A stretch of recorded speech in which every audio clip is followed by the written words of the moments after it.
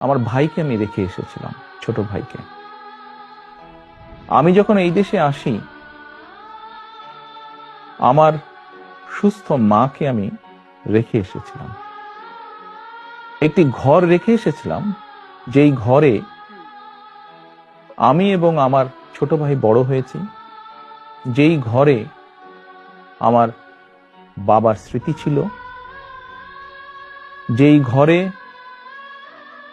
আমাদের দুই ভাইয়ের সন্তানরা জন্মগ্রহণ করেছিল, যেই ঘরে আমার মায়ের বহু স্মৃতি ছিল, সেই স্মৃতিগুলোকে ভেঙে চুরে ধুলায় মিশিয়ে দেওয়া হয়েছে। যে ভাইকে আমি রেখে এসেছিলাম, সেই ভাই এখন আর নেই।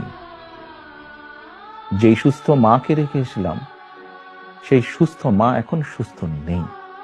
শুধু অসুস্থই নন, ওনার উপরে মানসিক